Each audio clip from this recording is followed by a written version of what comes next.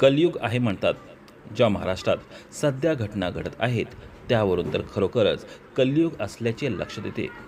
आयुष्य खूप सुंदर आहे, पण प्रत्येक व्यक्ती हा मनाला वाटेल त्या पद्धतीने जगण्याचा प्रयत्न करतो. त्यावेळी आयुष्य सुंदरही वाटते आणि दुःखाचेही वाटते. पण प्रत्येक वेळ ही आनंदाचीच असेल असे नसते.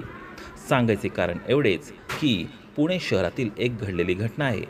दोघी मैत्रिणी, साधारण 25 ते 26 दोघींचे वय असेल.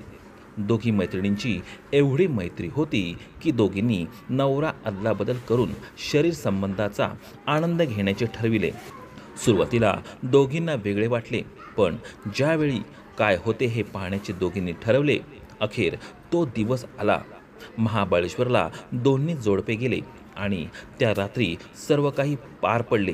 पण त्यानंतर दोघींचाही संसार मोडला. नेमकं काय झालं ते आपण या स्टोरीत समजावून घेऊया. चॅनलवर नवीन असाल तर सबस्क्राईब करा, जेणेकरून तुम्हाला नवीन स्टोरीचे नोटिफिकेशन येईल.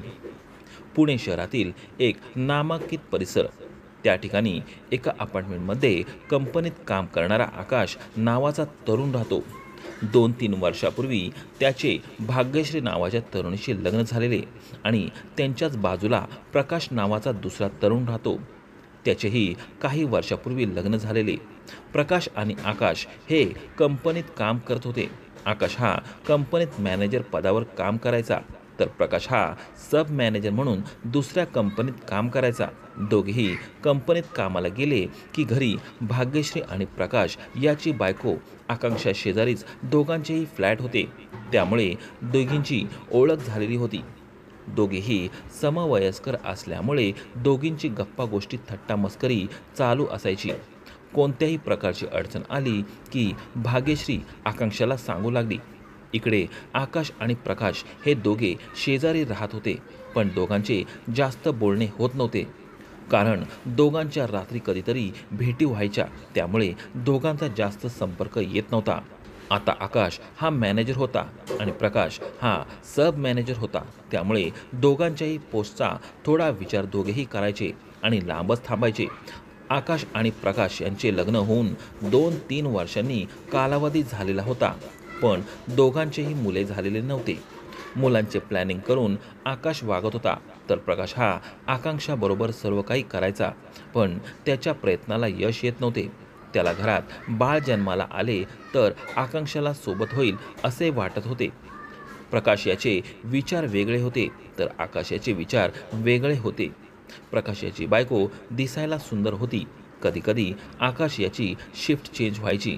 त्यावेळी प्रकाश याची बायको भाग्यश्रीला भेटण्यासाठी तिच्या घरात जायची. त्यावेळी आकाश हा आकांक्षाचे तळपायापासून नयनसुख घ्यायचा. भाग्यश्री ही देखील दिसायला चांगलीच होती, तरी देखील आकाश त्याची नजर आकांक्षावर फिरत होती. आकांक्षाही देखील आकाशला कधीतरी बोलायची, पण आकाश हा लाजून जास्त बोलत नव्हता. भाग्यश्री देखील आकाश याला जास्त बोलणे आवडत नाही असे म्हणायची. आकांक्षाच्या मनात अडचण होती की तिला बाळ होत नव्हते आणि इकडे भाग्यश्री मात्र आम्ही प्लॅनिंग केले आहे असे सांगायची. त्यामुळे भाग्यश्रीकडे भरपूर होते, तर आकांक्षाला अपुरे पडत होते. भाग्यश्री ही देखील प्रकाश याच्या शरीराकडे आकर्षित होत होती, पण ज्या पद्धतीने आकांक्षा सांगत होती त्यावरून भाग्यश्रीला देखील प्रकाश याच्या तब्येतीवर संशय यायला लागला होता. एक दिवस तर आकांक्षा आणि भाग्यश्री बोलता बोलता नवऱ्यांच्या शरीरावर गेल्या. तेव्हा आकांक्षाने तर हद्द सोडली. तू माझी एवढी जवळची मैत्रीण आहेस, माझ्यासाठी एक काम करते का? तुझा नवरा मला काही दिवस देते का? माझ्या घरात बाळ जन्माला यावे असे मला वाटते. हे जेव्हा आकांक्षा बोलत होती त्यावेळी भाग्यश्री रागावली. तू हे काय बोलायला लागली आहेस? माझा नवरा तुझ्याबरोबर? डोके फिरले की काय? असे शब्द आकांक्षाला वापरल्यानंतर आकांक्षा तत्काळ घरातून निघून गेली. 2 दिवस दोघी एकमेकींना बोलल्या नाहीत. 2 दिवसांनंतर पुन्हा भाग्यश्री आकांक्षाच्या घरी गेली. त्यावेळी भाग्यश्रीनेच आकांक्षाला ऑफर केली की तुझा नवरा माझ्याकडे पाठवला तर मी आकाशला बोलते. आता मात्र आकांक्षा परेशान झाली, कारण दोघींनीही एकमेकींच्या नवऱ्यांची आदलाबदल करण्याचे ठरवले होते. पण हे सर्व या दोघींना मध्ये चालू होते. दोघींच्याही नवऱ्याला यांचे संभाषण माहीतच नव्हते.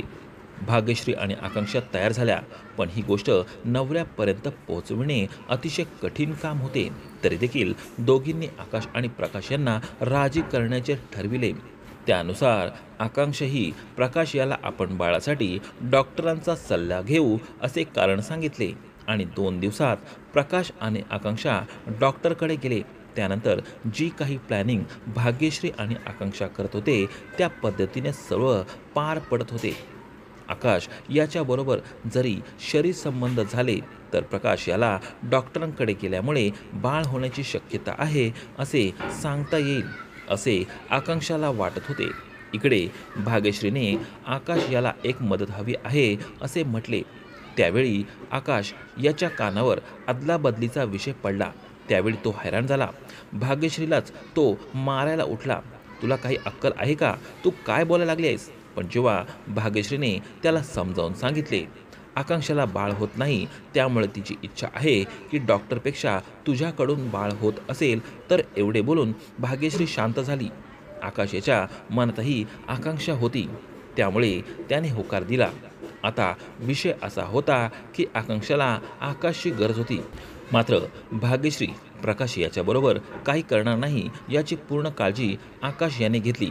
पण इकडे आकांक्षाने सुद्धा प्रकाश याला राजी केले होते. आपल्याला महाबळेश्वरला फिरायला जायचे आहे असे सांगितले होते. त्या ठिकाणी काय करायचे आहे हे सुद्धा प्रकाश याला सर्व काही सांगून ठेवले होते. त्यामुळे प्रकाश याला देखील आनंद झाला होता. तरुणांची मानसिकता सध्या कोणत्या दिशेने जाते हे या प्रकरणावरून आपल्याला लक्षात येते. दुसऱ्या दिवशी सुट्टीचा दिवस होता. आदल्या दिवशी प्रकाश आकांक्षा आणि भाग्यश्री आकाश यांच्याबरोबर महाबळेश्वरला गेले. त्या ठिकाणी दिवसभर महाबळेश्वरचा आनंद घेतला आणि मुक्काम एका लॉजमध्ये केला. त्या ठिकाणी जातानाच दोघेही अदलाबदली करून गेले. रूममध्ये गेल्यानंतर आकाश आकांक्षाबरोबर तर प्रकाश भाग्यश्रीबरोबर कार्यक्रम करू लागला. आकाश याला भाग्यश्री काहीच करणार नाही असे वाटत होते, पण जे काही करायचे ते भाग्यश्रीने केले. दुसरा दिवस उजळला आणि दोन्ही जोडपे पुण्याच्या दिशेने निघून आले. 2-3 दिवसांचा कालावधी निघून गेल्यानंतर आकाश याला आकांक्षा खूप जवळची वाटू लागली. ज्या पद्धतीने त्या दिवशी झाले तेव्हापासून आकाश हा भाग्यश्रीपेक्षा आकांक्षाकडे लक्ष देऊ लागला. याच दरम्यान भाग्यश्री माहेरी कार्यक्रमानिमित्त गेली तेव्हा आकाशला मोकळे रान झाले होते. त्याने भाग्यश्री नसल्याचा पुरेपूर आनंद घेतला. आकांक्षा हिने देखील आकाशबरोबर सर्व काही सुरू ठेवले. जेव्हा भाग्यश्री परत आली त्यावेळी आकाश हा आकांक्षेकडे जास्तच आकर्षित झाल्याचे लक्षात आले. त्यावेळी घरात भांडणे होऊ लागली.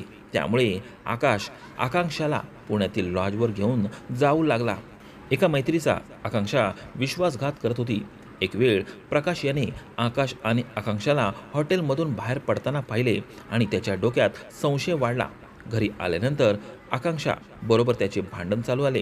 त्याचबरोबर भाग्यश्रीला सुद्धा सर्व काही सांगितले. यामुळे भाग्यश्री आणि आकांक्षांनी एकमेकींना बोलणे सोडून दिले. घरात होऊ लागलेल्या भांडणांमुळे आणि एका चुकीमुळे भाग्यश्री आकाश याला सोडून देण्याच्या मानसिकतेपर्यंत आली होती. तर इकडे आकांक्षा आता आकाश याला सोडायला तयार नव्हती. आकांक्षाने तर थेट प्रकाश याच्याशी घटस्फोट घेण्याचा निर्णय घेतला. कारण आकाश याच्याकडे पैसा आणि नोकरी सर्व काही व्यवस्थित होते. हे सर्व भाग्यश्रीच्या कानावर गेले. त्यावेळी भाग्यश्रीने सुद्धा आकाश याला सर्व प्रकरणावरून सोडचिठ्ठी देण्याचे ठरविले. अखेर भाग्यश्री आणि आकांक्षा ह्या दोघींनी पतीला घटस्फोट दिला. आता आकाश आणि आकांक्षा एकत्र राहत आहेत. भाग्यश्री माहेरी राहत आहे तर प्रकाश याने घर विकून दुसरीकडे घर घेतले आणि त्या ठिकाणी तो सध्या एकटाच राहत आहे. अशा दोघींच्या मैत्रीचा आणि संसाराचाही शेवट असा झाला. त्यामुळे कलियुग चालू असले तरी असे बावळट विचार करून संसाराची राख रांगोळी करू नका, एवढेच आमचे सांगणे आहे. पुन्हा भेटूया, तोपर्यंत नमस्कार.